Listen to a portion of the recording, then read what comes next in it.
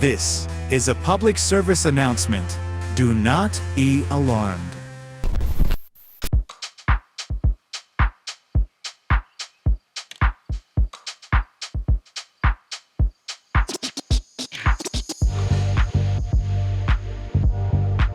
Much like the tree of life, the pentagram is a multifaceted symbol that is also fractal in nature. Strangely, it can be found inside the tree in some versions. On one hand, it is a symbol in itself with multiple meanings, powers, and uses. For example, it is a symbol of Geburah, due to it having a geometry of 5 and therefore a sign of strength, force, or war. But also inside its structure it contains multiple symbols for the forces of nature and describes their interaction, thereby creating a philosophical model of the universe. Then there is the matter of the sub-angles, which are fractal. Each point of the pentagram is linked to one of the 4 classical elements: earth, air, water, or fire. Within each of these points is a smaller pentagram, also containing these elements. These sub-elements referring to the various qualities of the major elements. For example, the fiery quality of water might be its turbulence. However, you may have noticed that the pentagram has 5 points and not 4. This is because the 5th element of spirit is added as the top point, representing its power to control the other elements. There is one more element though, as the nature of the spirit element we just referred to is called active spirit. But there is another called passive spirit. Passive spirit is not seen as controlling the elements, but as binding them together or keeping them harmonious with each other, and this could be attributed to the central chamber of the pentagram. Many of these symbols can be found in 777 in the various columns in Table 2.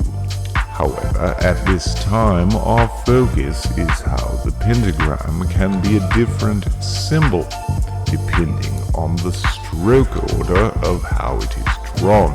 As mentioned earlier, each of the 4 points of the pentagram is attributed to one of the 4 classical elements.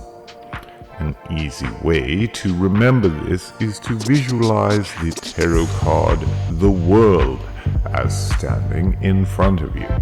The animals in the corners of the card represent the 4 fixed signs of the zodiac and their elemental attributes, the cow being Taurus and Earth, the angel representing Aquarius and Air, the eagle, Scorpio and Water, and the lion, Leo and Fire.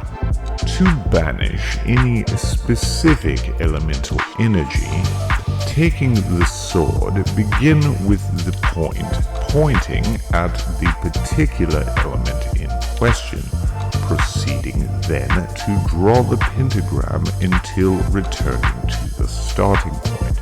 To invoke any specific element, use either the wand or the weapon attributed to that element and start across from the element, moving in a pattern that scoops up the element in question at the first turn.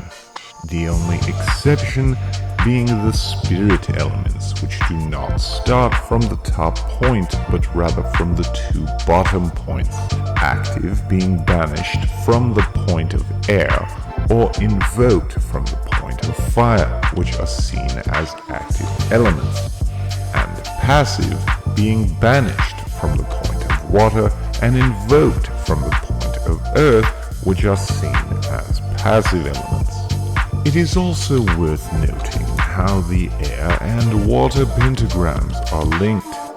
Though the other elemental pentagrams mirror each other, they are distinct, but the water and air pentagrams use the same line as their starting point, meaning that invoking one banishes the other, which is somewhat symbolic of the water cycle.